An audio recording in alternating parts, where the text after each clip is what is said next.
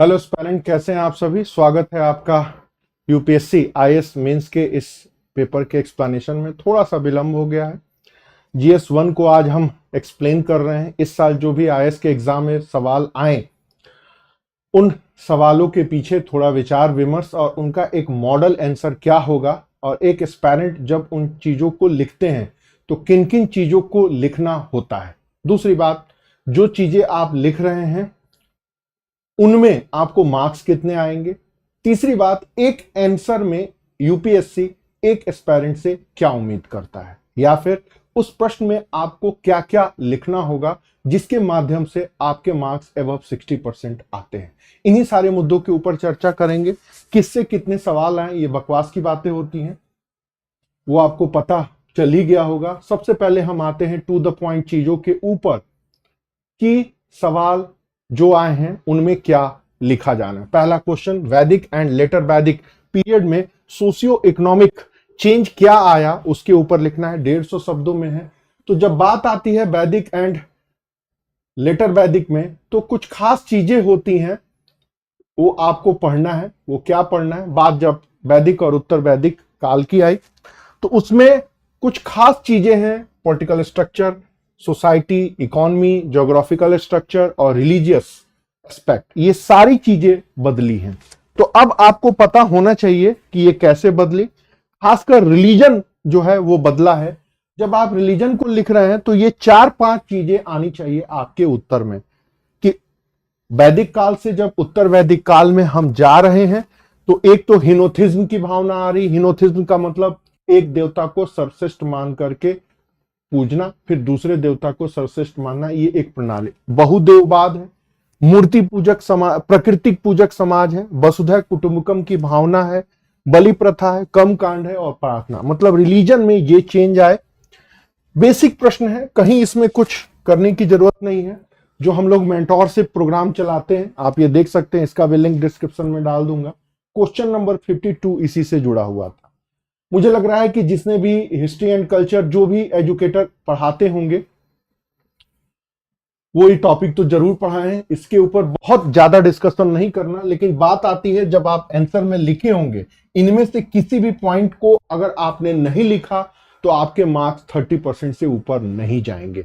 तो आपके लिए कंपलसरी हो जाएगा कि आप अपने आंसर में ये चेंज जरूर लिखें। खासकर वैदिक पीरियड से उत्तर वैदिक पीरियड में जो चेंज आया है वो रिलीजन के सेक्टर में सबसे ज्यादा चेंज आया। इंद्र का महत्व कैसे घटा, 3 कोटि के जो देवता थे बाद में कैसे कैसे किस तरह बदले वगैरह। उनके लिए एक शब्द है हिनोथिज्म, बहुदेववाद, प्रकृति पूजक, वसुधैव कुटुंबकम की भावना वगैरह वगैरह।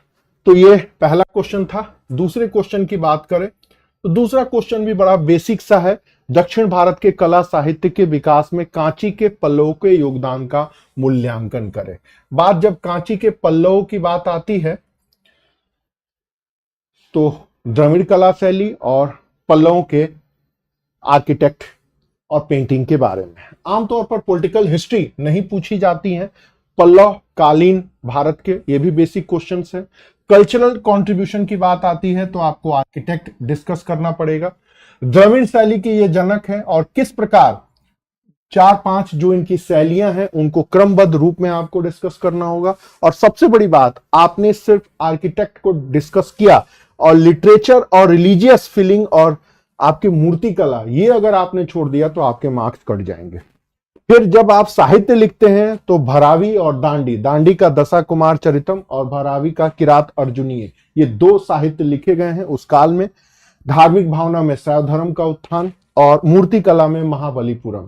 कहने का मतलब है कल्चरल कंट्रीब्यूशन में द्रविड़ कला शैली, 4-5 शैलियों के नाम, साहित्य, धार्मिक भावना और मूर्ति कला, ये आपके आंसर में होना चाहिए। ये भी बेसिक सा प्रश्न है, हर टीचर जो पढ़ाते हैं उसके उनके लेक्चर में शामिल है। मेंटोरशिप प्रोग्राम में 109 नंबर का क्वेश्चन इसी से एकदम यही है, सीधे से फंस गया है। ये मेरा ही नहीं फंसा, लगभग हर टीचर का फंस गया। इसके ऊपर ज्यादा डिस्कस करने की जरूरत नहीं है। तीसरा प्रश्न भी बहुत सा नाजुक सा है, वो कौन सी घटना है जिनके कारण क्विट इंडिया मूवमेंट शुरू हुआ, इनके परिणाम के बारे में आप बताएं। ये भी बेसिक सा क्वेश्चन है।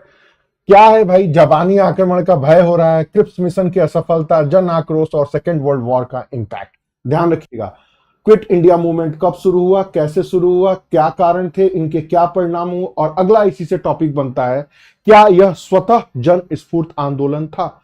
4-5 प्रश्न बनते हैं। उन कारणों की चर्चा करें जिससे अंग्रेज भारत छोड़ने को बाध्य हुए, स्पेशल 1942 के मूवमेंट को देख के। पिछले 20 साल के पेपर को आप उठा करके देखें तो इस तरह के सवाल आए हैं। ये भी बेसिक सा प्रश्न है, मेंटोरशिप क्लास में ये सारी चीजें बताते हैं। इसमें आप देख सकते हैं क्विट इंडिया मूवमेंट पर 5 टॉपिक डिस्कस किया गया है।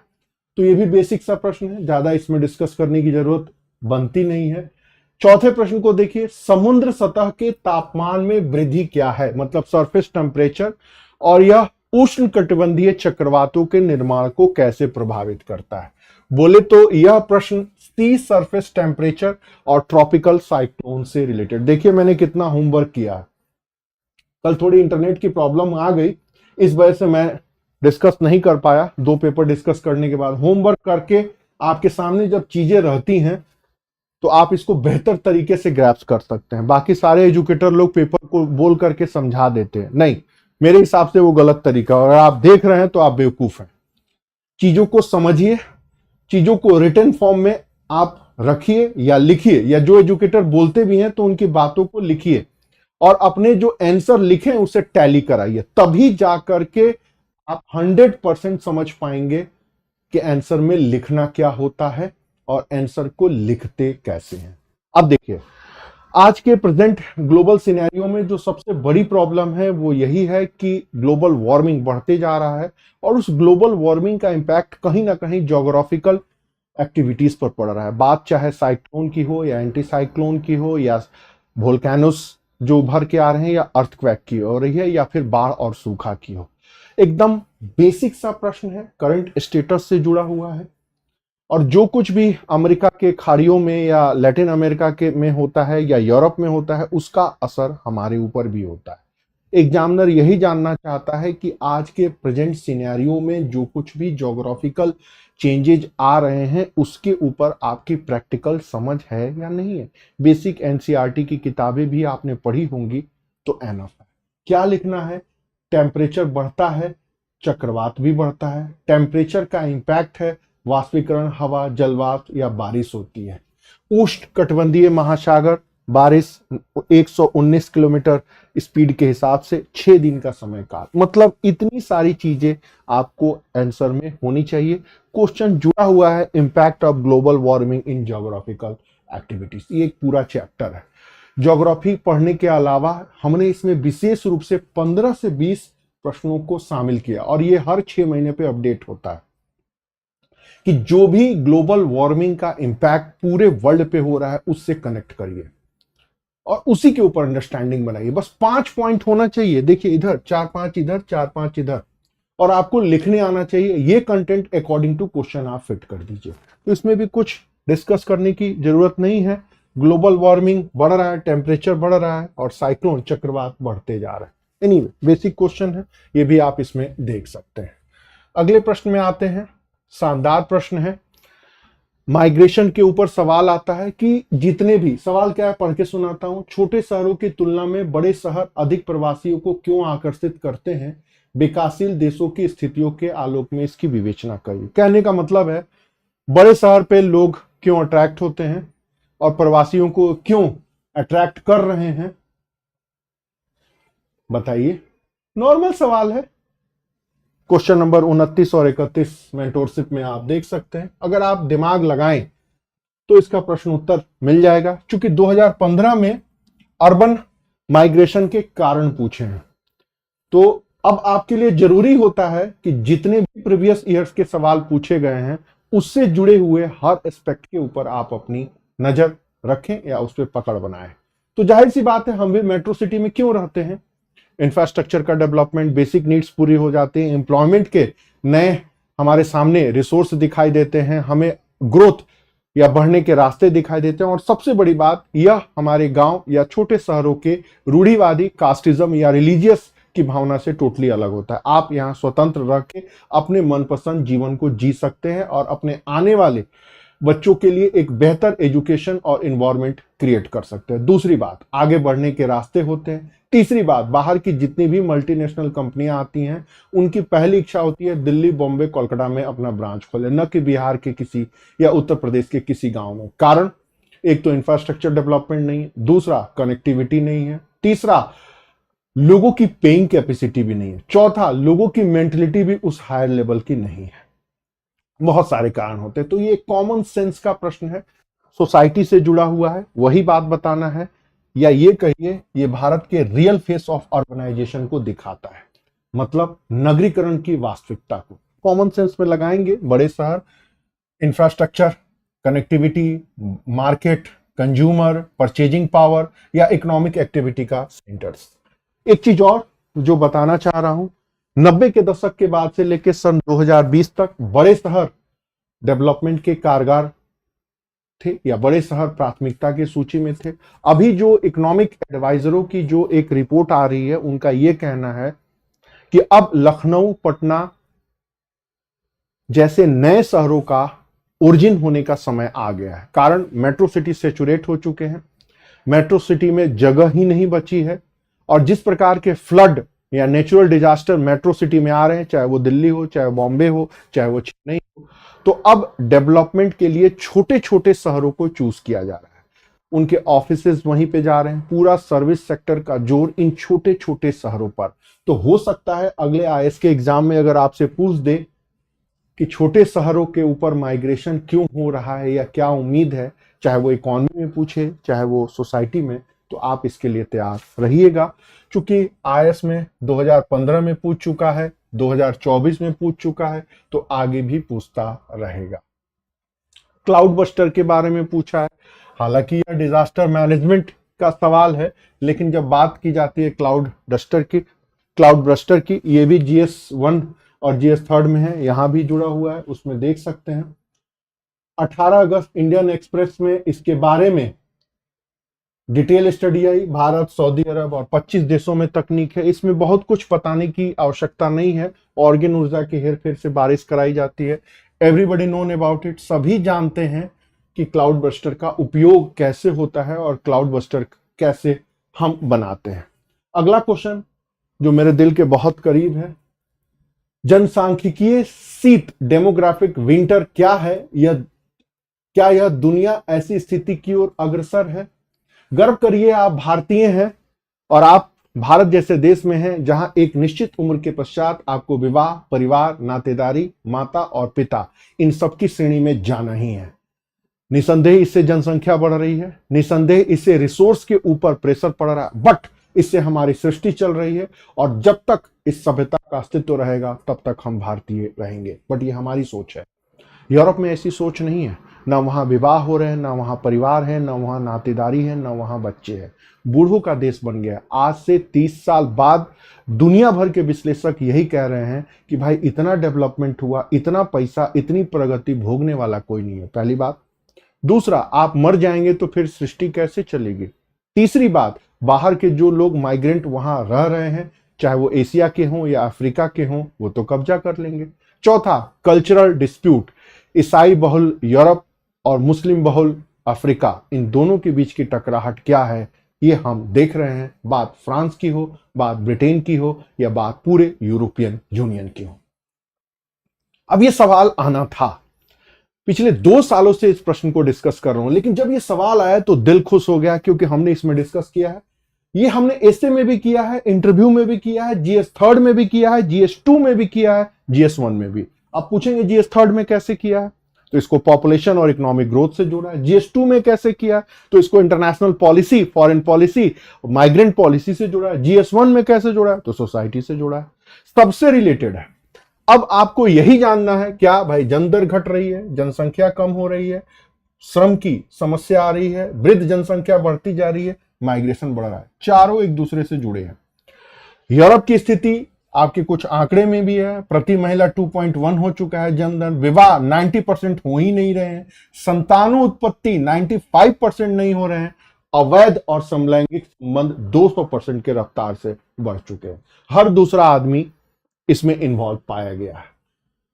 अब ये सारी बातें आप सुन सकते हैं, देख सकते हैं यूरोप किस तरह के चीजों को में गिरफ्त में जा रहा है। एक कल्चरल डिस्प्यूट अलग हो रहा है, डाइवर्सिटी खत्म होते जा रही है, माइग्रेशन पॉलिसी के ऊपर असर पड़ रहा है, इनफैक्ट सेकुलरिज्म की क्राइसिस हो रही है, और कहीं ना कहीं इन्हीं चीजों से थर्ड वर्ल्ड वॉर के ऊपर भी जा रहा है।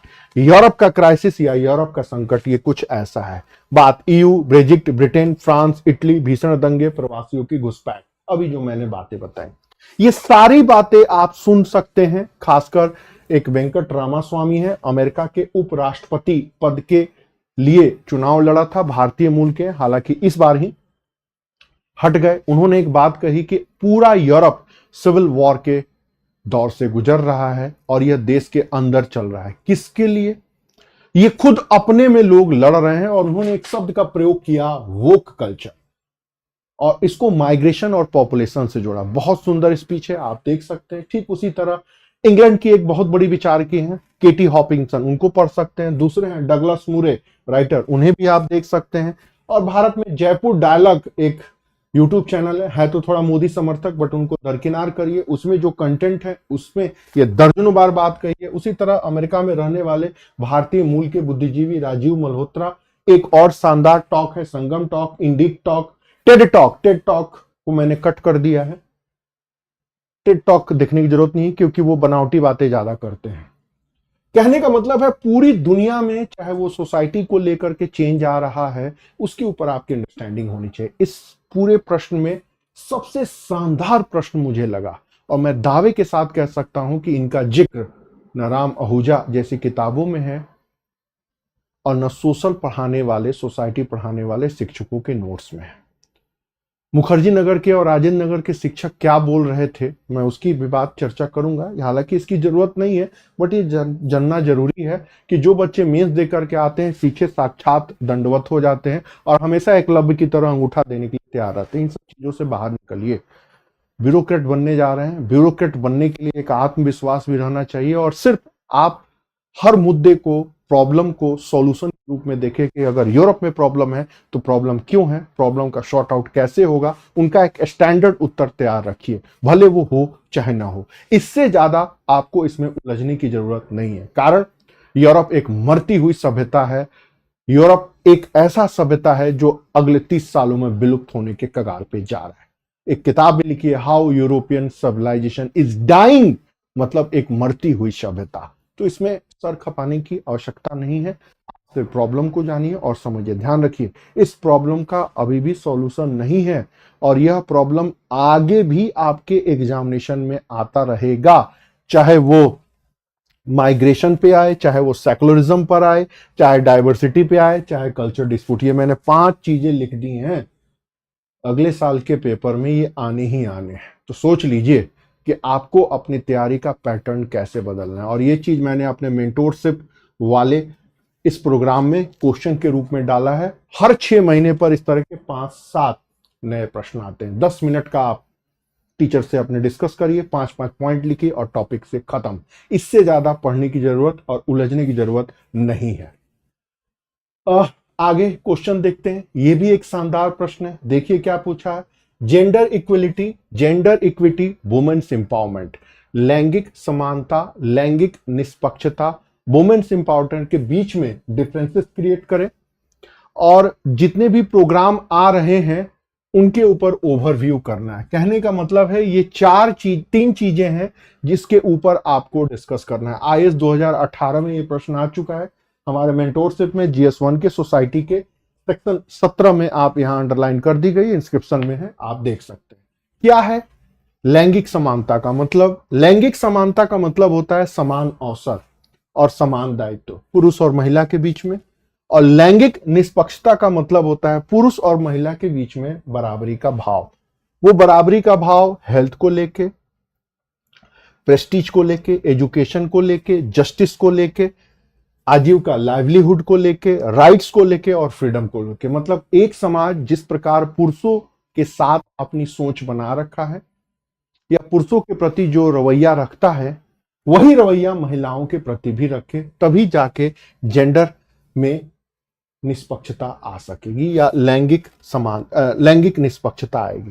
कहने का मतलब है लैंगिक समानता का अगला चरण है लैंगिक निष्पक्षता, और वुमेन्स एम्पावरमेंट और कुछ नहीं है, वो है वुमेन्स इक्विटी को लेकर के आना।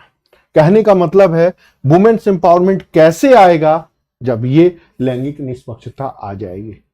बट एक बात मैं आपको फिर बता दूं, फिर वही वुमेन्स एम्पावरमेंट के बारे में मैंने इसको 2 स्लाइड में डिस्कस किया है। आप जब लिखेंगे तो इसमें ये सबसे पहले लैंगिक समानता बताएंगे, लैंगिक निष्पक्षता बताएंगे, और बताएंगे महिला सशक्तिकरण का एम्बिशन ही लैंगिक निष्पक्षता या इक्विटी को प्राप्त करना है। मुझे लगा कि एक और स्लाइड में इसको डिस्कस करना चाहिए, क्योंकि आने वाले टाइम पीरियड में सवाल आएंगे। ध्यान रखिएगा, महिला सशक्तिकरण क्या है, महिला सशक्तिकरण कैसे प्राप्त होगा, महिला आरक्षण से क्या महिला सशक्तिकरण हो सकता है, भारत की आधुनिक नारी एक मिथक है, कामकाजी महिलाओं की समस्याएं, पैट्रियोटिज्म प्रतिसत्ता की समस्याएं, इतने सारे सवाल आ चुके हैं और आगे भी आते रहेंगे। इनफैक्ट एसए का पेपर उठा करके देखें तो उसमें भी ये चीजें मेंशन है। लेकिन बात आती है समाज और महिला, तो आपको तैयार करना होगा ऊपर से लेकर के यहां तक। मॉडर्न वुमेन क्या है, मिथक है या यथार्थ है? ध्यान रखिएगा, ऐसे वाले ये पूछ चुके हैं कि भारत में आधुनिक नारी एक मिथक है, लिखिए। फिर वुमेन्स एम्पावरमेंट का नेचर क्या है, मतलब इकोनॉमिक, सोशल, कल्चरल, कामकाजी महिला की problem, patriotism, women's related movement क्यों महत्वपूर्ण है आईएएस मेंस 2024 में। कारण क्या है, क्योंकि भारत में वुमेन्स इक्विटी के केंद्र सिर्फ गवर्नमेंट जॉब पर दिखाई देता है। कहने का मतलब है भारत में महिला सशक्तिकरण का सिर्फ एक पॉलिसी है, क्या, नौकरी दे दो, आरक्षण दे दो। इसके अलावा सोसाइटी में उनकी सिक्योरिटी कैसी होगी, समाज में उनका मान सम्मान कैसे बढ़ेगा, जिस प्रकार के उनके ऊपर वायलेंस उठ रहे हैं उनको कैसे कंट्रोल करेंगे, ये सरकार को समझ में नहीं आ रहा है, न भारत के विचारकों को समझ में आ रहा है, तो फिर हम जैसे टीचर एस्पायरेंट्स को क्या पढ़ाएंगे। यही बात कही गई है, समाज में सम्मान, समाज में समर्पण, समाज में सुरक्षा, या समाज की मानसिकता को कैसे बदलें।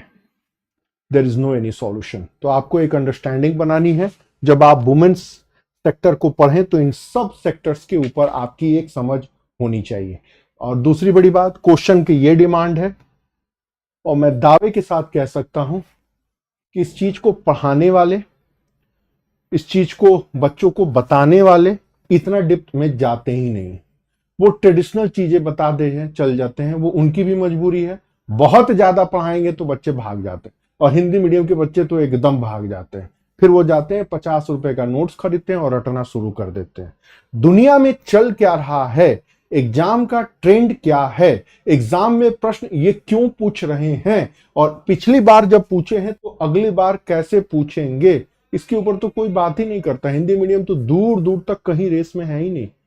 मैंने जब महिला को डिस्कस कर रहा था तो इसमें मैंने 13 सवाल सिर्फ महिलाओं से जुड़े डाले, तो बच्चे कह रहे थे कि सर 13 सवाल लिखना पड़ेगा, समझना पड़ेगा। बिल्कुल, तो अगर आप 13 टॉपिक नहीं समझ सकते हैं, सब पे 10-10 मिनट की अंडरस्टैंडिंग नहीं बना सकते हैं, तो आप आईएएस का मेंस कभी लिख ही नहीं पाएंगे, ऐसे तो दूर दूर तक नहीं लिख पाएंगे। और 2 लाइन बोलना क्या है वो तो आपके समझ में ही नहीं आएगा। 2 लाइन में क्या बोलना होता है कि इन दिस टाइम भारत में वुमेन्स एम्पावरमेंट की पॉलिसी टोटली दिग्भ्रमित है, वो पश्चिम या वेस्ट के वोक कल्चर से इफेक्टेड है, विवाह नहीं करेंगे, परिवार नहीं रखेंगे, बच्चों को उत्पत्ति नहीं होगी, और भी कई तरह की बातें। इस टॉपिक से जुड़े हुए एक और टॉपिक में ये सारी चीजें डिस्कशन की गई है, देखते हैं आगे कैसे।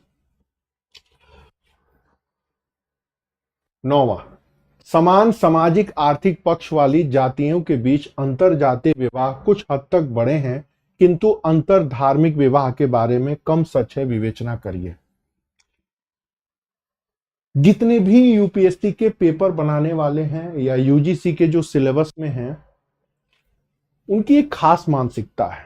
वो सारे लोग लेफ्टिस्ट हैं और ये मान के चलते हैं कि अगर सोसाइटी में इंटर कास्ट और इंटर रिलीजन मैरिज बढ़ रहे हैं तो सोसाइटी डेवलप कर रही है।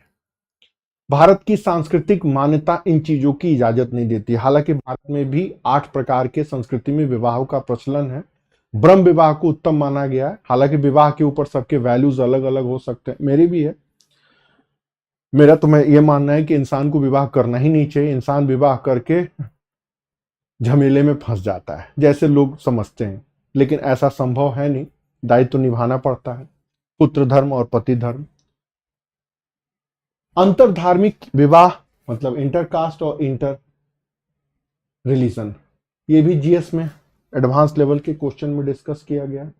प्रेजेंट स्टेटस ऑफ सोसाइटी की बात, कुछ आंकड़े मैंने बताए हैं, कुछ एग्जाम मतलब हिंदू वर्सेस मुस्लिम वर्सेस सिख वर्सेस क्रिश्चियनिटी में विवाह होते रहना चाहिए। कुछ मैंने आंकड़े बताए हैं। अंतर धार्मिक 2.1% है। कारण सांस्कृतिक समस्या, कल्चरल प्रॉब्लम आ रही है। शहरी इलाकों में 5% देखा जा रहा है। समस्या कई तरह की है। समस्या विवाह की है, संतान उत्पत्ति की है, संपत्ति की है, अलगाव की है। बच्चे का नाम क्या होगा?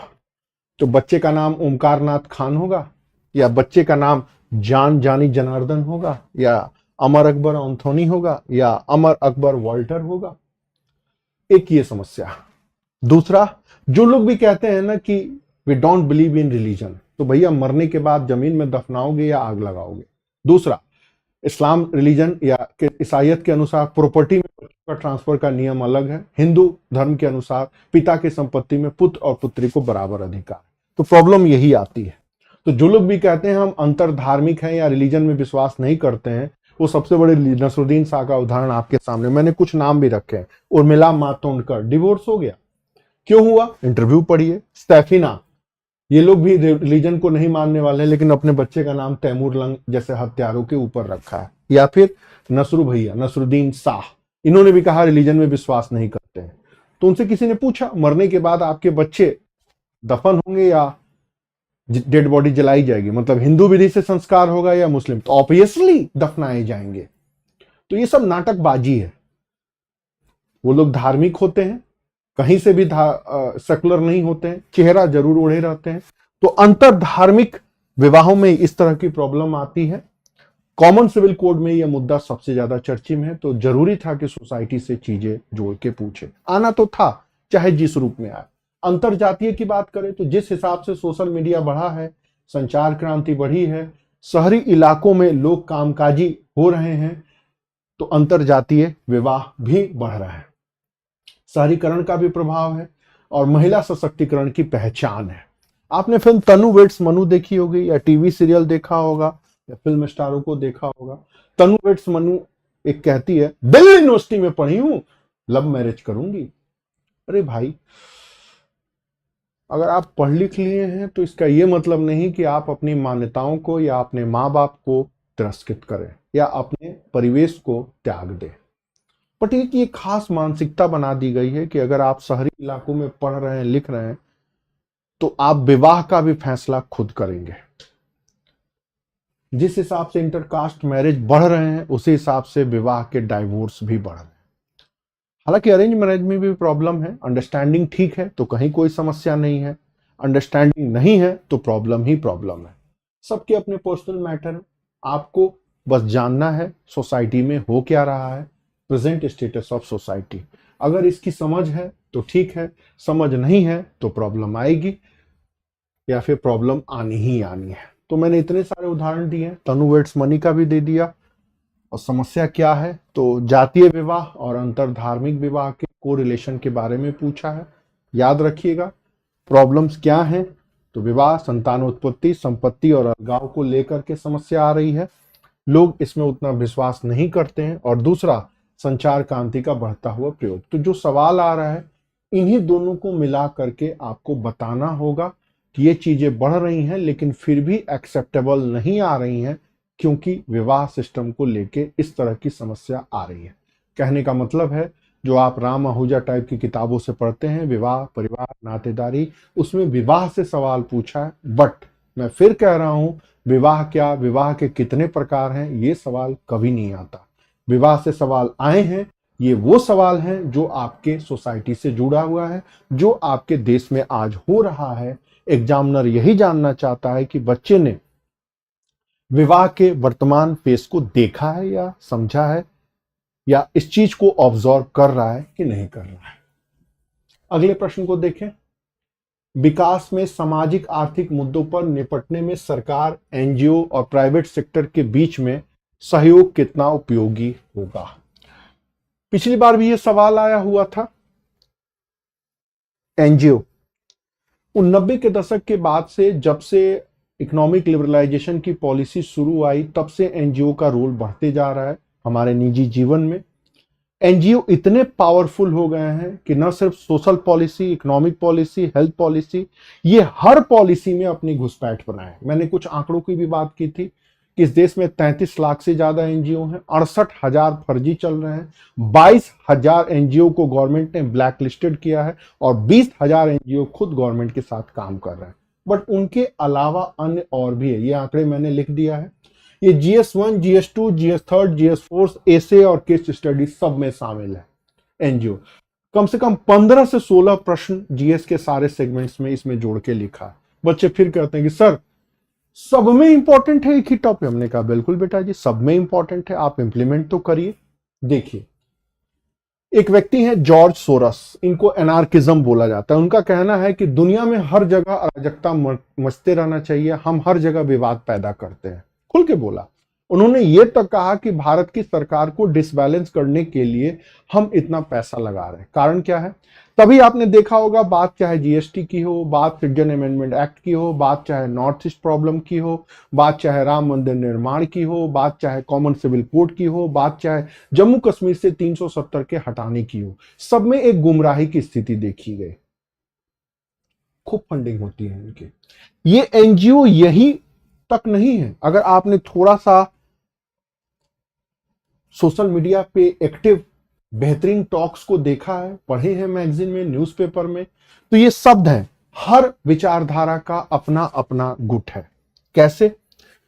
कोई बुक वाला है, कोई माइंड कंट्रोल इकोसिस्टम चला रहा है, कोई नैरेटिव गढ़ने वाला, Khan market gang, Lutyens gang, लिब्रांडू भक्त, ये सब प्रयोग नहीं करना चाहिए। चड्डी गैंग, सेकुलर खेमा, राष्ट्रवादी खेमा, ये सारे एनजीओज हैं। इनका एक ही काम है, देश में माहौल बनाना। अगर मोदी सरकार कोई अच्छी कोई भी पॉलिसी लेके आती है तो उनके खेमे के लोग या एनजीओ सब माहौल बनाएंगे। कांग्रेस खेमे वाले अलग हैं। तो अभी ही देख लीजिए जो कुछ भी हो रहा है। अभी ईरान में हिजबुल्लाह गैंग का सफाया हो गया, ईरान के टेररिस्ट ऑर्गेनाइजेशन सपोर्टेड, उसको लेकर भी अलग अलग न्यूज आएगी। ठीक उसके पहले अन्य और मुद्दों के ऊपर, खासकर नॉर्थ ईस्ट के मुद्दे पर, वहां भी एक अन्य और चीजें नजर आई है। बांग्लादेश में जो अराजकता फैली उसको लेकर के, तो ये हैं ही अराजकता फैलाने वाले। अब बात आती है सामाजिक आर्थिक विकास और डेवलपमेंट पॉलिसी में। तो बात बहुत सारे एनजीओज हैं, जैसे ट्रांसपेरेंसी इंटरनेशनल करप्शन पे काम करता है, ग्रीन पीस इन्वायरमेंट पे, एमनेस्टी इंटरनेशनल ह्यूमन राइट्स पे। इनके ब्रांचेज भी सरकार के साथ काम करते हैं। उसी तरह आज मैंने आंकड़े दिए हैं कि सरकार के साथ ही 22,000 एनजीओ काम कर रहे हैं। 4-5 का नाम दे देना है। एक पेपर में मैंने पर्यावरण के क्षेत्र में, जैसे शिक्षा के क्षेत्र में प्रथम एनजीओ है, बहुत अच्छा काम कर रहा है। पर्यावरण के क्षेत्र में दीपमाला करके है। तो इसी तरह ये चीजें लिखनी है। जो मूल बात है वो यही लिखना है कि 90 के दशक के बाद से सरकार के नीतियों में एनजीओ की भूमिका बढ़ती जा रही है। हर पहलू में एनजीओ प्रभावी हो रहा है और इन पॉलिसियों में, इन सेक्टर में एनजीओ एक्टिव दिख रहा है। बट इसी के साथ साथ एनजीओ की नेगेटिव भूमिका भी आई है। कुछ एनजीओ भारत विरोधी गतिविधियों में लिप्त पाए गए हैं, कुछ एनजीओ सरकार के पक्ष में माहौल बनाते दिखे हैं। इसमें से अगर 3-4 शब्द भी अगर आपने लिख दिया तो एग्जामिनर अच्छी तरह समझ जाएगा कि ये एस्पायरेंट एनजीओ को लेकर के इसका कॉन्सेप्ट क्लियर है। मैंने आपको पहले बताया एनजीओ क्या है। एनजीओ की संकल्पना 90 के दशक के पहले का एनजीओ, 90 के दशक का बाद का NGO, at present NGO, NGO को लेकर के चलने वाले विवाद, एनजीओ की देश के विकास में सकारात्मक भूमिका, नकारात्मक भूमिका और वर्तमान स्थिति। ये 8-10 पॉइंट है और सब में 2-2 लाइन का कंटेंट अगर आपने लिख लिया, कहीं कोई समस्या नहीं आएगी, कहीं कोई प्रॉब्लम आनी ही नहीं है। और इसके बाद जीएस के चारों सेगमेंट्स में, एसे में, केस स्टडी में, इंटरव्यू में कहीं कोई सवाल नहीं आएगा। ऐसा कोई सवाल होगा ही नहीं जिसका आप उत्तर न दे सके। खैर, अगला सवाल चोल शासकों के ऊपर पूछा है। देखिए जरा प्रश्न को पढ़िए। हालांकि चोल शासक अब अभी मौजूद नहीं है, लेकिन उनकी कला, वस्तुकला के क्षेत्र में उत्कृष्ट उपलब्धियों के कारण आज भी हम उनको बहुत गर्व से याद करते हैं। अरे सीधे सीधे पूछ लेते भैया कि चोल काल की उपलब्धि बता दो, और चोल काल की उपलब्धि में आप बता दो कि उनकी क्या चीजें हैं या क्या चीजें हैं जो कि उभर करके हमारे सामने आ रही हैं कल्चरल एक्टिविटीज के रूप में। आपने हालिया PS1 मणिरत्नम की पिक्चर देखी होगी, या तमिल के लोग चोल काल पे बहुत गर्व करते हैं। सीधी से पूछ देते हैं कल्चरल एक्टिविटी, हालांकि इसके पॉलिटिकल एस्पेक्ट भी हैं। अब चोल काल क्यों महत्वपूर्ण है मैं बता देता हूं। एक पॉलिटिकल पावर अलग है, रूलर एडमिनिस्ट्रेशन के लिए अलग है, ये दो सेक्शन में अब नहीं आए हैं, लेकिन आपको कल्चरल एस्पेक्ट जरूर है। लेकिन जब आप चीजों को लिखें तो उसमें आप ये बताएं कि चोल काल अपने 3 उपलब्धियों के लिए भारत के इतिहास में स्वर्ण अक्षरों में दर्ज है। एक तो हजारों सालों का इतिहास रहा है, दूसरा राजनीतिक शक्ति, स्थानीय प्रशासन के अलावा कल्चरल एक्टिविटीज, उसमें द्रविड़ शैली, राजराजेश्वर मंदिर और शैव धर्म, ये 3 पॉइंट्स आना चाहिए, जिसके कारण आज भी हम चोल को याद करते हैं। अगर संभव हो तो PS1 PS2 को भी डाल दे कि चोलों की उपलब्धियां आज भी कहानियों के माध्यम से हमारे बीच में है। सिनेमा का एक बहुत बड़ा विषय इनसे जुड़ा हुआ है, हालिया प्रकाशित फिल्म में यह देख सकते हैं। इससे थोड़ा सा आपका उत्तर दूसरों से बेहतर होगा या दूसरों से बेहतर एस्पेक्ट में आएगा। एग्जामिनर को समझ में आएगा कि कुछ इनकी बच्चे की अपनी मौलिक बुद्धि भी है। नॉर्मल सा सवाल है, यह कहना कहां तक उचित है कि प्रथम विश्व युद्ध मूलतः शक्ति संतुलन को बनाए रखने के लिए लड़ा गया था। तो भैया आज भी शक्ति संतुलन चल ही रहा है। आपको क्या लग गया रशिया और यूक्रेन का युद्ध यूक्रेन लड़ रहा है? नहीं, बैलेंस ऑफ पावर आज भी चल रहा है। बेसिक सा प्रश्न है, आपको बताना है शक्ति संतुलन में गुट 2 तरह के थे, मित्र देश, धुरी राष्ट्र। रही बात यूरोप में, अब आप इस चीज को लिखेंगे तो कैसे लिखेंगे, आपके आंसर में पॉइंट्स क्या आना चाहिए, बताना पड़ेगा आपको कि उस समय यूरोप में गुटबाजी, खेमेबाजी थी। उस समय यूरोप का विभाजन इसी खेमेबाजी के चलते हुआ। उस समय यूरोप में अनिवार्य मिलिट्री पावर, शस्त्रीकरण दिखाई दे रहा था। उस समय इलाकों में, हर इलाके में अपने अपने गुटबंदी लोग अपने आप पावर टेस्टिंग कर रहे थे, और इस पावर टेस्टिंग का सबसे बड़ा था बाल्कन इलाकों में कुश्ती। कुश्ती का मतलब एक दूसरे को पछाड़ना। जर्मनी फ्रांस की टकराहट बढ़ी और यूरोपीय गुटबंदी का असर पड़ा। साधारण सा प्रश्न है, 12th क्लास की एनसीईआरटी की अर्जुन देव ओल्ड एनसीईआरटी की अगर आपने किताब पढ़ी होगी, सारी चीजें मेंशन है। कॉमन सेंस का प्रश्न है, वर्ल्ड हिस्ट्री के ऊपर 25 क्वेश्चन हमने इसमें टारगेट किए थे, और इन्हीं तरह प्रथम विश्व युद्ध, कारण परिणाम स्वरूप, प्रथम विश्व युद्ध के पहले की परिस्थितियां, बाद की परिस्थितियां, द्वितीय विश्व युद्ध, और उधर थोड़ा वर्ल्ड वॉर के पहले से ले लीजिए, यूनिफिकेशन या 3-4 क्रांतियां, हो गया। इनफैक्ट मैं तो कहूंगा कि वर्ल्ड हिस्ट्री आप पूरा छोड़ दीजिए। जितना ध्यान आप वर्ल्ड हिस्ट्री पे लगाएंगे उतना उससे कम ध्यान अगर आपने सोसाइटी पर अच्छे तरीके से लगा लिया, करंट ज्योग्राफी को पढ़ लिया, तो आप इस सेक्शन को छोड़ सकते हैं। अरे छोड़ दीजिए 1-2 सवाल, कोई जरूरी है हर चीजें पढ़ना। वर्ल्ड हिस्ट्री अगर समझ में आ रहा है तो ठीक है, हिस्ट्री किसी का ऑप्शनल है तो भी अच्छा है, अगर नहीं समझ में आ रहा है तो छोड़ दीजिए। अगले प्रश्न को आते हैं,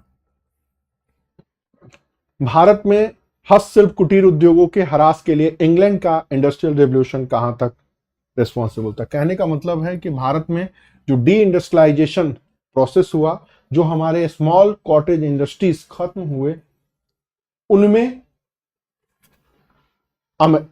इंग्लैंड के इंडस्ट्रियल रेवोल्यूशन का रोल क्या था। मेंटोरशिप प्रोग्राम के क्वेश्चन नंबर 15 GS1 में आप देख सकते हैं, सीधे लड़ा है। बेसिक ट्रेडिशनल क्वेश्चन है, मेरा क्या सबका लड़ा होगा। अब देखिए ध्यान से, हस्तशिल्प अपकर्ष आप पढ़ते हैं तो इसमें क्या क्या पढ़ना होता है। एक तो ब्रिटिश सत्ता के एस्टैब्लिशमेंट के पहले हमारे इंडस्ट्रीज कैसी थी, प्लासी के बाद क्या रहा, 1803 तक जब दिल्ली पर कब्जा हो गया तब क्या रहा, इंग्लैंड के इंडस्ट्रियल रेवोल्यूशन का क्या असर पड़ा, या फिर रेलवे की भूमिका। सवाल यहां से आया, ये 4 एस्पेक्ट बनते हैं। मतलब भारत के लघु कुटीर उद्योगों को खत्म करने में ब्रिटिश सत्ता कैसे सहायक हुआ, एक क्वेश्चन ये। रेलवे ने कैसे खत्म किया, दूसरा। तीसरा, भारत में ब्रिटिश सत्ता की स्थापना के बाद स्मॉल कॉटेज इंडस्ट्री कैसे खत्म हुए, लेकिन इसी में सिर्फ एक पूछा है इंग्लैंड के इंडस्ट्रियल रिवॉल्यूशन का असर। तो जब इंग्लैंड के इंडस्ट्रियल रिवॉल्यूशन का असर आप लिखेंगे तो ये ऊपर के 2 पॉइंट नहीं लिखे जाएंगे। आपको बताना है कि इंग्लैंड में जब इंडस्ट्रियल रिवॉल्यूशन आया तो फ्री ट्रेड इकोनॉमी की पॉलिसी अपनाई गई, टैक्सेस प्रशुल्क नीति बढ़ा दी गई और जानबूझ के भारतीय कुटीर उद्योगों को रोका गया टैक्सेशन लगा के। रेलवे की स्थापना ने इंग्लैंड के सारे माल को घर घर में फैला दिया। 25 उद्योग, जी हां, आप सब्यसाची भट्टाचार्य पढ़िए, भारत का आर्थिक इतिहास, बिपिन चंद्र की किताब पढ़िए, rise and economic growth of economic nationalism in India, उसमें है।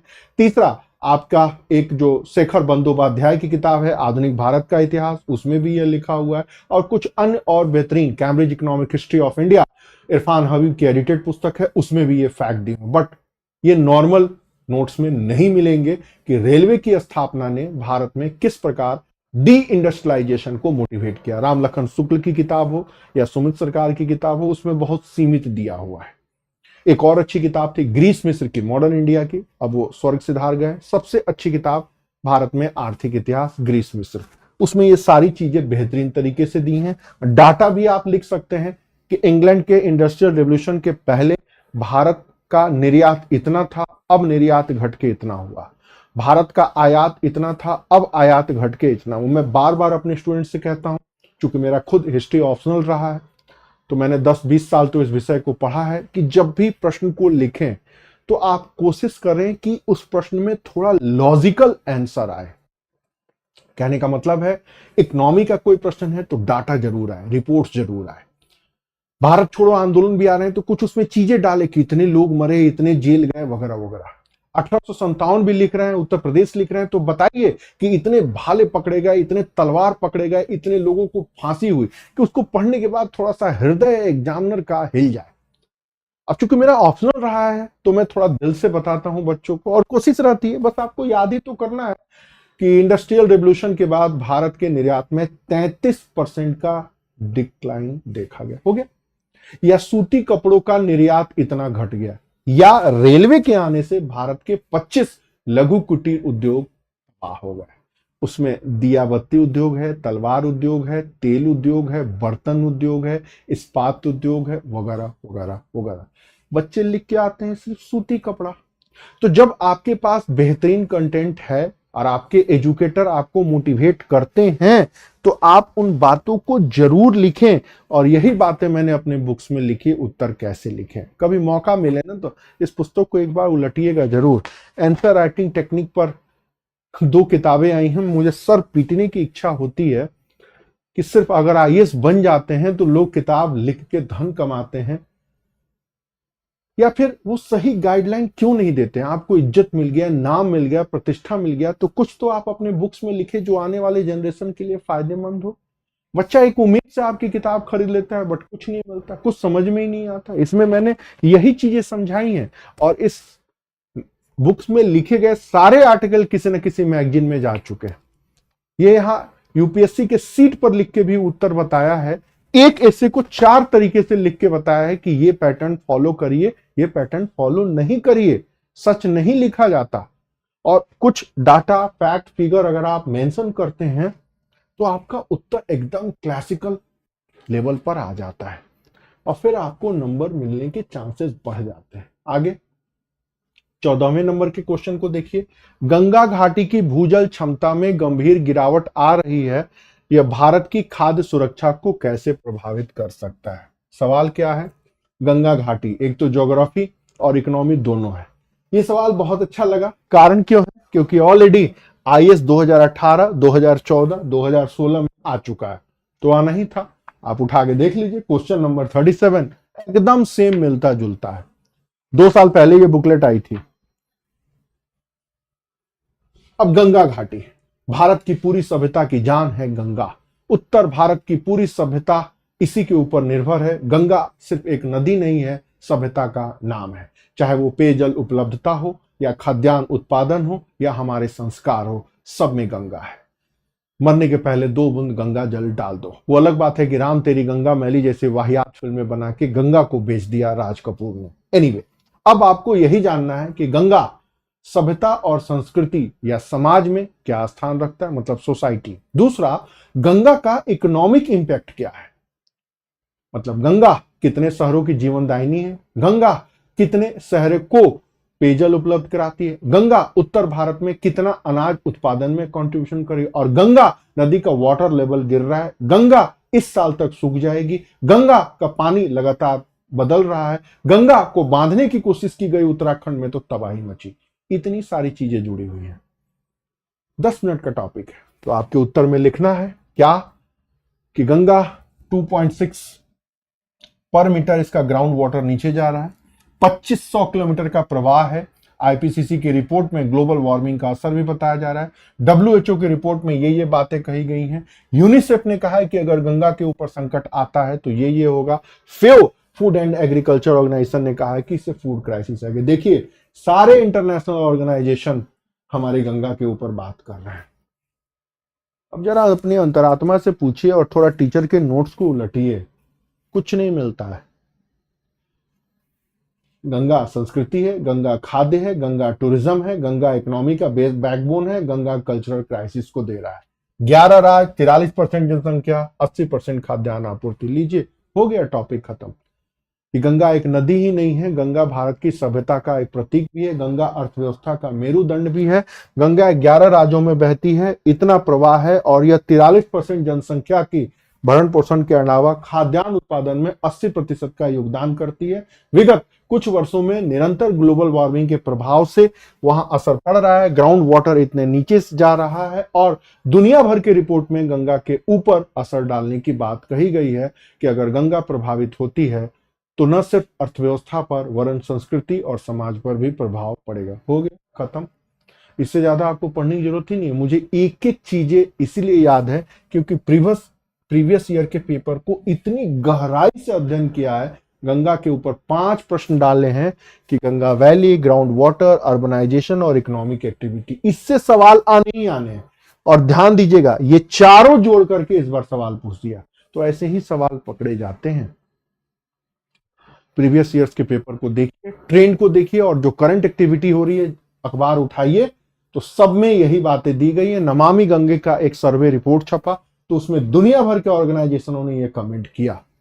बस यही तो समझना है। कितना टाइम लगा? 5 मिनट में मैंने आपके सामने बोल के लिख के दिखा दिया। एनीवे, आइए अगला क्वेश्चन आइए। ऑरोरा ऑस्ट्रेलेसिस और ऑरोरा बोरोलियसिस क्या है, यह कैसे उत्प्रेरित होता है? सर दिमाग खपाऊ प्रश्न है। अगर मैं अखबार नहीं पढ़ रहा होता तो इसका नाम भी नहीं सुना होता। 11 मई 2024 के इंडियन एक्सप्रेस, अभी टेबल पे ही पड़ा है मेरे, मैं पढ़ रहा था तो वहां ये शब्द मिला। थोड़ा बुझिल ज्योग्राफी के कॉन्सेप्चुअल सवाल से मैं थोड़ा दूर भागता हूं, प्रैक्टिकल जरूर अच्छे लगते हैं। ये क्या है? ये मेरे मेंटरशिप क्लास में नहीं है, झूठ क्या बोलना, इसमें शामिल है। आप देख सकते हैं मैंने कट कर दिया, कारण मुझे थोड़ा पसंद नहीं आता तो मैं थोड़ा दूर भाग जाता हूं। हालांकि बच्चों से कहता हूं कि भाई जो कुछ भी इंडियन एक्सप्रेस में ज्योग्राफी से रिलेटेड चीजें निकल रही हैं नजर डालिए, क्योंकि आईएएस वाले एक आध प्रश्न ऐसे डाल देते हैं जो झटका देता है। एनीवे, तो ऑरोरा ऑस्ट्रेलिया ऑरोरा बोलोसिस क्या है? ये ऑरोरा ध्रुव ज्योति या मेरी ज्योति को कहते हैं। स्थान वायुमंडल के ऊपरी भाग में होता है। दक्षिणी अंजाज के ज्योतिष को ऑरोरा ऑस्ट्रेलिया बोलते हैं। उत्तरी ध्रुवीय ज्योति को ऑरोरा बोरोलिस बोलते हैं। लद्दाख 12 मई में यह घटना देखी गई। बस हो गया, इससे ज्यादा लिखने की जरूरत नहीं। मतलब एग्जामिनर जानना चाहता है कि आप इस घटना के बारे में जानते हैं कि नहीं, या करंट ज्योग्राफिकल स्टेटस से पूछा हुआ है। ऐसे हजारों प्रश्न हैं, तो अगर आ रहा है तो लिखिए, नहीं आ रहा तो छोड़ दीजिए। कोई जरूरी है हर चीज लिखना? मैंने पहले भी कहा है, सबसे ज्यादा फोकस आपको एसे पे करना है, दूसरा जीएस 3 पे करना है, फिर जीएस 4 पे करना है, फिर जीएस 2 पे, और सबसे लास्ट में जीएस 1 पे। और नहीं पढ़ना है वर्ल्ड हिस्ट्री, नहीं पढ़ना है ज्योग्राफिकल के ये कॉन्सेप्चुअल सवाल। जिनका ज्योग्राफी ऑप्शन है, जो बीटेक वाले हैं, वो मजे से पढ़े। तो सब चीजों के ऊपर कमांड हासिल नहीं करनी है। जीएस फर्स्ट में सबसे ज्यादा दिल लगा के पढ़ना है सोसाइटी, उसके बाद मॉडर्न इंडिया, उसके बाद आप करंट ज्योग्राफी, और टाइम मिले तो फिर ट्रेडिशनल ज्योग्राफी। ये मेरा एक स्टैंडर्ड अप्रोच रहता है।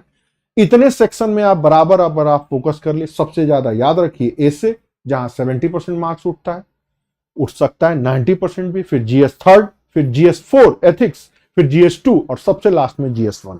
ये अप्रोच रखिए। बच्चे 6 महीने तो हिस्ट्री ही पढ़ना लगा देते हैं, और कोचिंग वाले भी बेचारे हिस्ट्री ही पढ़ाते हैं।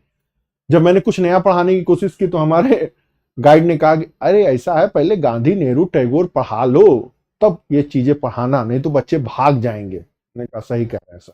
ओके, एक और है ट्विस्टर क्या है। मैक्सिको की खाड़ी के आसपास क्षेत्रों में अधिकतर ट्विस्टर क्यों दिखाई देते, ये भी करंट ज्योग्राफी का सवाल है। ट्विस्टर मैक्सिको की खाड़ी में, मेंटोरशिप वाले में ज्योग्राफी के यूनिट में 34 नंबर के प्रश्न को देख सकते हैं। कारण क्या है भाई, गर्म हवा ठंडी हवा मिलती है, रॉकी पर्वत कनाडा से निकलती है, शुष्क हवा 300 मिलीमीटर पर आवर के हिसाब से ओहियो घाटी प्रभावित होती है, गर्म हवा के निकट है, वायु टकराव होता है, समतल इलाके मौसमी पैटर्न के चलते ट्विस्टर आता है। नॉर्मल सा प्रश्न है, ज्योग्राफी के बेसिक प्रश्नों में से एक। इसमें बहुत ज्यादा बहस करने, चर्चा करने या डिस्कस करने की कोई गुंजाइश नहीं। चूंकि मैं फिर कह रहा हूं वर्ल्ड लेवल पर ये सारी घटनाएं घटती हैं, तो आप सिर्फ उनके ऊपर अंडरस्टैंडिंग बना लेंगे तो आप प्रश्न को लिख सकते हैं। कोई घटना घट रही है, इंडियन एक्सप्रेस में कॉलम आता है एक्सप्लेन्ड, उनके ऊपर आप ध्यान रखें, और जो चीजें आ रही है अपनी कॉपी में नोट कर ले। 1 साल का इंफॉर्मेशन अगर आपकी कॉपी में रहा तो आप मेंस के 80% सवाल जरूर सॉल्व कर लेंगे। और किसी भी कहीं भी पढ़ें, मेंटोरशिप में आप क्वेश्चन को लिखें और अपने गाइड से चेक कराएं, कहीं कोई समस्या नहीं आएगी। बेहतरीन सवाल, मेरे हृदय के करीब सवालों में से एक, रीजनल डिस्पैरिटी के बारे में, विविधता कैसे अलग है या किस प्रकार है, भारत में क्षेत्रीय असमानता का मुद्दा कितना गंभीर है। क्षेत्रीय असमानता 2020 में सवाल आया हमारे मेंटोरशिप में, 41 नंबर 41 नंबर सवाल है। असमानता का प्रभाव, बात चाहे पूर्वोत्तर की अलगाववाद की हो, द्रविड़वाद की हो, मराठावाद की हो, धरतीपुत्र की हो या अलग राज्यों के निर्माण की, ये सारी चीजें विविधता से जुड़ी हुई है, एनसीईआरटी का टॉपिक्स है। आज वर्तमान में भारतीय समाज की सच्चाई है, कारण कि जितने भी हमारे राष्ट्रीय दल हैं, क्षेत्रीय दल हैं, या भारत की राजनीतिक विचारधारा है, या जिसके अंदर पहचान का संकट है, या जिसके अंदर पॉपुलेशन डिसबैलेंस की बात आ रही है, या माइग्रेशन नॉर्थ ईस्ट में है, वो सब रीजनलिटी से जुड़ा हुआ है। कुछ प्रश्न एकदम हृदय के करीब होते हैं, ये प्रश्न भी वैसे ही हैं। लेकिन दूसरी बात, मैं दावे के साथ कह सकता हूं कि इस प्रश्न को सारे विद्यार्थी 80% से एबव विद्यार्थी नॉर्मल ही लिख के आए हैं।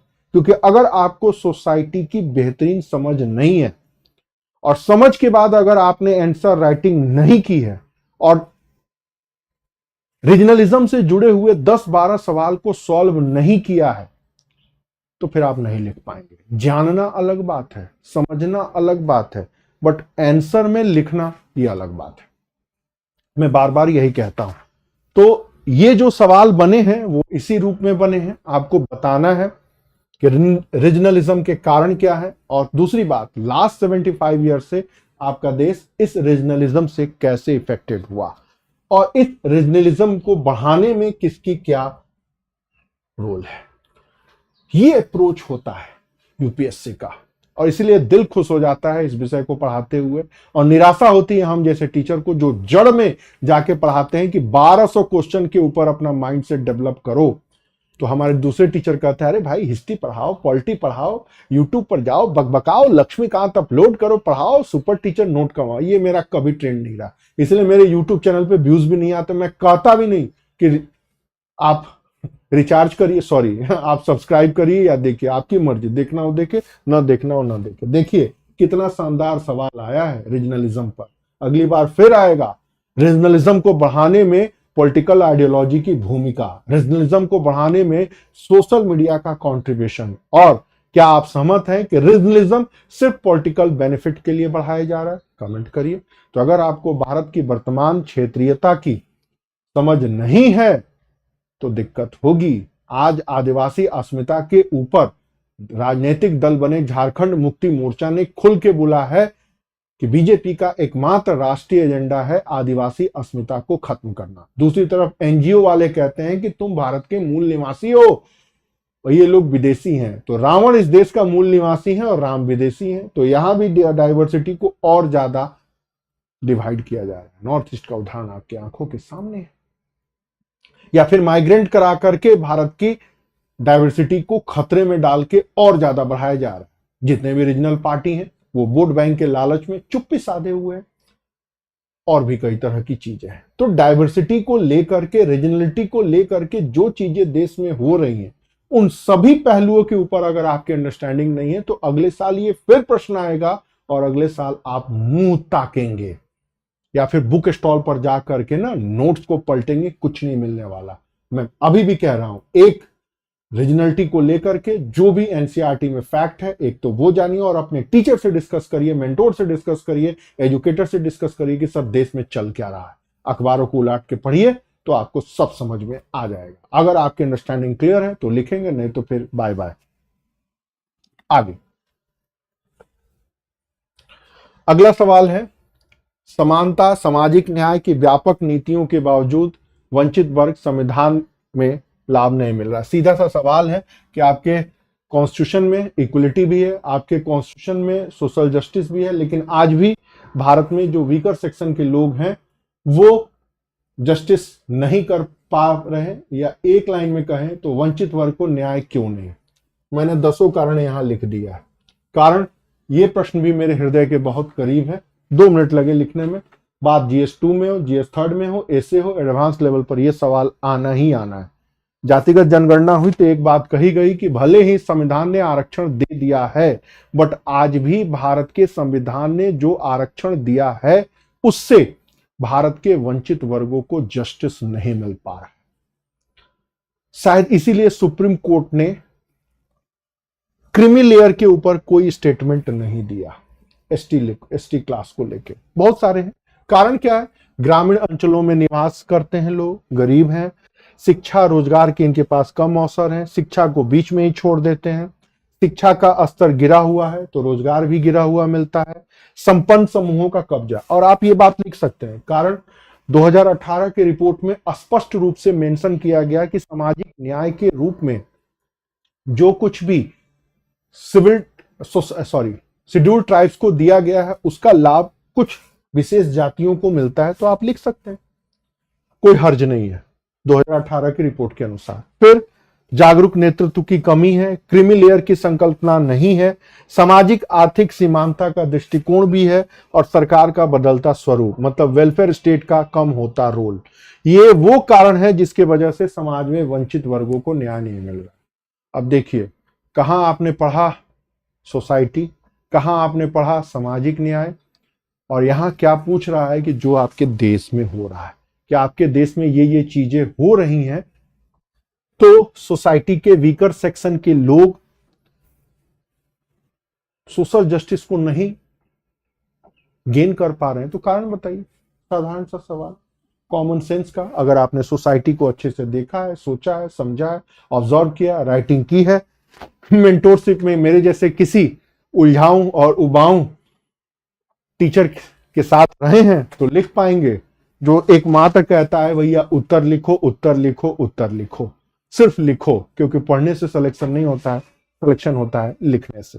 आगे अगला क्वेश्चन है 19वें नंबर का, वैश्वीकरण ने विभिन्न वर्गों के कुशल युवा अविवाहित महिलाओं के द्वारा अर्बन प्रवास में वृद्धि की है। इस प्रवृत्ति ने उनकी व्यक्तिगत स्वतंत्रता और परिवार के साथ संबंध में क्या प्रभाव डाला। सीधा सा सवाल पूछ रहा है, ग्लोबलाइजेशन का सोशल इंपैक्ट और ग्लोबलाइजेशन का महिलाओं पर क्या इंपैक्ट। ये भी सवाल मेरे हृदय के करीब है, कारण सोसाइटी के ऊपर अखबारों में अब तक मैंने 1300 से ज्यादा लेख लिख चुका हूं। पिछले 15 सालों में खूब लिखता हूं, अभी भी। 2018 में यह सवाल आ चुका है, इस बार भी आया कि महिला और वैश्वीकरण से एक शहरी जीवन के ऊपर उछाल देखा जा रहा है, कामकाजी जीवन महिलाओं की वृद्धि हुई है, सिंगल फैमिली का कॉन्सेप्ट आया है, पारिवारिक धार्मिक दायित्वों से दूरी दिख जा रही है। उसका एक साइड इफेक्ट देखना है तो एकता कपूर गैंग के सीरियल्स को देखें, लस्ट स्टोरीज नामक वेब सीरीज आई जरा उसको देखिए, और ओटीटी में एक इंडिपेंडेंट वुमेन कैसे दिखाई दे रहे हैं वो देखें। वो सारी चीजें आपको दिखाई देंगी, कैसे विवाह के ऊपर, संतान उत्पत्ति के ऊपर, खान पान के ऊपर, घरेलू दायित्व के ऊपर, एक कामकाजी महिला का, शहरों में रहने वाली महिलाओं का क्या रवैया है, मुझे कहने की जरूरत नहीं है। जबरदस्त चेंज आया, जबरदस्त चेंज यहां भी आया है। यौन संबंधों को लेके, अवैध संबंधों को लेके, डिवोर्स को लेके, लिव इन को लेके। अगर आपके उत्तर में ये सब पॉइंट्स नहीं है ना तो नंबर नहीं मिलेंगे। कि महिला सशक्तिकरण या वैश्वीकरण ने महिलाओं को तो मजबूत किया है, महिलाओं को पहचान दी है, आत्मनिर्भर बनाया है, लेकिन बहुत सारे सवाल छोड़ दिए हैं। वो सवाल ये है, आगे वैश्वीकरण ने महिलाओं के बीच में सिंगल वुमेन, ये शब्दों के ऊपर ध्यान दीजिएगा, सिंगल वुमेन, इंडिपेंडेंट वुमेन का कॉन्सेप्ट दिया। तीसरा, सिंगल मदर का कॉन्सेप्ट आया। चौथा, मदर विदाउट फादर और मदर विदाउट फैमिली। ये कॉन्सेप्ट यूरोप का था और कहीं ना कहीं भारत में भी यह बहुत तेजी से आ रहा है। तो अगर ये शब्द आप लिख रहे हैं ग्लोबलाइजेशन और वुमेन्स के कंडीशंस को लेकर के, सबसे कठिन तो यही है। और यही चीजें मैंने कही है कि एक स्टूडेंट जब चीजों को लिखे तो कैसे लिखे, तो आपको लिखना पड़ेगा कि वैश्वीकरण ने महिलाओं की स्थिति को मजबूत किया है, ये कॉन्सेप्ट दिए हैं, लेकिन बहुत सारे ऐसे मामले हैं जिनको उलझा करके रख दिया है और सोसाइटी में इसको ले करके एक गजब की गुमराही, कंफ्यूजन और विवाद देखने को मिल रहे हैं। यह विवाद विवाह, संतानोत्पत्ति, खानपान, घरेलू दायित्व निभाना, यौन संबंध की सीमा, अवैध संबंध, डिवोर्स, लिव इन रिलेशनशिप, ये 8 ऐसे मुद्दे हैं जिसपे दुनिया भर में गतिरोध देखा जा सकता है, भारत में भी देखा जा सकता है, और इसको लेकर के कोई एक आम सहमति नहीं दिखाए। ऐसे लिखना होता है। तो अगर इस लेवल का आंसर लिख रहे हैं तभी आपको 60-70% मिलेगा, नहीं तो नहीं मिलेगा। और ये शब्द डालने हैं, single women, independent women, single mother, mother without father, mother without family. तो अब आप देख सकते हैं अंतिम सवाल क्या पूछ रहे हैं। इस अभिमत को आलोचनात्मक विश्लेषण करिए कि भारत की कल्चरल डाइवर्सिटी ने सोशियो इकोनॉमिक सीमांतता, ये समझ में ही नहीं आएगा ये सोशियो इकोनॉमिक मार्जिनलिटीज क्या होता है, डाला। सीधा सा प्रश्न पूछ रहे हैं कि ग्लोबलाइजेशन ने आपकी सोसाइटी की डाइवर्सिटी के ऊपर क्या असर डाला। तो डाइवर्सिटी का मतलब क्या होता है, ये देखिए, डाइवर्सिटी का मतलब होता है जाति, धर्म, संप्रदाय, भूगोल, मान्यता, जीवन शैली। ये भारत के डाइवर्सिटी के प्रतीक है। इसमें ग्लोबलाइजेशन क्या असर डाल रहा है, तो वंचित वर्ग, SC, ST, minority, women, handicraft, LGBTQ, इनको वंचित मजलूम कहा जाता है। सोसाइटी का बहिष्कार कौन झेल रहा है, तो उसके लिए जातीय तत्व, लिंग, यौन रुचि, विकलांग, दिव्यांग और गरीबी के साथ साथ धार्मिक दुराग्रह। सोसाइटी में बहिष्कार, ध्यान रखिएगा, बाइकॉट कौन झेलता है, जो LGBTQ है, कास्टिज्म है, पुरुष और महिला वाले हैं, जो दिव्यांग है बेचारे सहानुभूति के पात्र, गरीब है, या फिर दुराग्रह। इसके लिए मैंने अलग से किया भारत की समाज की सच्चाई कि एक तो वो ऊपर से नीचे तक डिवाइड है, और कास्टिज्म मेंटेलिटी, विविधता और राजनीति। तो भारत की राजनीति ने विविधता को बढ़ाया है। राजनीतिक दलों के वोट बैंक को देखें तो ब्राह्मण, दलित, मुस्लिम, BDM कांग्रेस का वोट बैंक, बहुजन समाज का अपना वोट बैंक, ऊपर आसमान नीचे पासवान, लोक जनशक्ति पार्टी ने कभी दलित चेतना इसी से जागृत की। समाजवादी पार्टी का पहले माई था, मुस्लिम दलित, आजकल PDA, पिछड़ा दलित मुस्लिम, इंडिया और भारत वामपंथी दलों का है। तो कहने का मतलब है कि सामाजिक आर्थिक समानता, सांस्कृतिक विविधता, ये सवाल आया है, सामाजिक रूप से हाशिए पर पड़ा वर्ग बहिष्कृत क्यों है, ये है प्रश्न की डिमांड। दूसरा, स्थिति क्या है, तो भैया गरीबी की रिपोर्ट देख लीजिए, जातिगत जनगणना की, वर्ल्ड बैंक की रिपोर्ट, क्राइम से रिलेटेड रिपोर्ट, मानवाधिकार की रिपोर्ट। 5 चीजें हैं जो बता रही हैं। इसके लिए रिस्पॉन्सिबल फैक्टर क्या है, तो इसके लिए सामाजिक संरचना भी है, सामाजिक मानसिकता भी है, कल्याणकारी राज क्षय हो रहा है, सामाजिक न्याय मिल नहीं पा रहा है, शिक्षा रोजगार के अवसर नहीं आ रहे हैं, और डेमोग्राफिक स्ट्रक्चर, और भी चीजें हो सकती हैं। इतना कॉम्प्लिकेटेड है ये सवाल। मैं आपसे यही कह रहा हूं, इस पेपर के डिस्कशन करने वाले लोगों के जरा वीडियो को देखिए और कहिए कि सर इस प्रश्न को डील करिए और इस प्रश्न को 150-250 शब्दों में UPSC सीट पे लिखिए। तुरंत आपको पता लग जाएगा टीचर का मेंटल लेवल क्या है। मैं इसलिए कह रहा हूं कि हिंदी मीडियम को गर्त में ढकेलने में हिंदी भाषी राज्यों का एजुकेशन सेक्टर तो जिम्मेदार है ही, एजुकेटर भी कम जिम्मेदार नहीं है, जो सिर्फ विवाह, परिवार या सोसाइटी पढ़ा करके तीसरी कर लेते हैं। बच्चों को मोटिवेट क्यों नहीं करते हैं, क्यों नहीं वो 1000-1200 प्रश्नों का एक प्रारूप तैयार करते हैं और बच्चों को लिखने के ऊपर सिर्फ धन कमाना एकमात्र उद्देश्य, फसल काटना। और बर्बाद हो रहे हैं बच्चे है। तो अगर ये चीजें हैं तो आपके समझ में आ गया होगा कि इस क्वेश्चन की कितनी डिमांड है। मैंने इसीलिए ये सब सारी चीजें बताई हैं कि अगर आप लिखेंगे तो एक पहले फेज में इतना, सेकंड फेज में इतना, और अंतिम में बात करते हैं बेचारे राम आहूजा जी, उनकी किताब को पढ़ रहे होंगे तो कुछ भी नहीं लड़ा, सोशल प्रॉब्लम से भी नहीं लड़ा। समाजशास्त्र पढ़ाने वाले गुरुजी बड़े खुश हैं। अभी राजेंद्र नगर के, मुखर्जी नगर के एक दो टीचर बोले, हालांकि मुझे ये सब डिस्कस नहीं करना चाहिए, मैं आपको बता रहा हूं, खुश हैं। हाँ जी, सोसाइटी में से इतने सवाल लड़ गए। अरे भैया, सोसाइटी से सवाल न लड़े हैं, आप अपना वेटेज दिखा रहे हैं। कभी एक टीचर को कह दिया कि भाई आपसे सवाल नहीं लड़ते हैं, आपका यूपीएससी में बहुत कम रोल है, वो रोल पे खुश हो रहे हैं कि अब भाई हम दावा ठोक सकते हैं। पढ़ाइए जरा, बेसिक से लेके एडवांस। तीसरा, जीएस में सोसाइटी बहुत इंपॉर्टेंट है, कह के हंसते हैं। चौथा, नोट्स का माया जाल, आइए 50 रुपए में मैटर ले लीजिए, ये जो बुक स्टॉल पे बिकता है, टैली करिए। टेस्ट सीरीज की बातें, पक्का फंसेगा। जो चाय की दुकानों पर बच्चे बात करते हैं, ये कोचिंग का मैटर फंस गया, वो कोचिंग का, मूर्ख हैं वो लोग। कभी हम भी ऐसे ही बात करते हैं, उनके ऊपर दया आती है, क्योंकि इसी मूर्खता का शिकार मैं भी रहा। पेपर कैसे ट्रेंड बदल रहा है और हमें क्या करना चाहिए, इस पे बात नहीं होती है। बात क्या होती है, इस कोचिंग का नोट्स फंस गया, इस कोचिंग को खरीदो, अभी भी भटक रहे हैं। इतिहास पढ़ाने वाले गुरुजी की सोसाइटी बढ़िया है, चाय की दुकानों पर डिस्कस होता है, या इस कोचिंग का मैटर फंसा है। ये लिखना बहुत जरूरी है, क्योंकि जब पेपर डिस्कशन हो रहा था, मेरे पास जब बच्चे आए तो सारे लोग यही बात कह रहे थे। मैंने उनको सुना, थोड़ा सा हंसी भी आई, थोड़ा दया भी आया। 10 साल पहले हम भी तो ऐसे ही थे, हम भी ऐसे ही भटक रहे थे, बट हमें कोई गाइड करने वाला नहीं था। अभी भी कोई सटीक गाइड करने वाला नहीं है। उठा के देखिए, हम तो दावे के साथ कहते हैं, इस मेंटोरशिप वाले शीट को उठाइए। 2024 में 2023 में 14 प्रश्न फंसे, 2024 में 16 प्रश्न। एक शॉर्ट वीडियो भी पड़ी होगी 1.5 साल पहले की।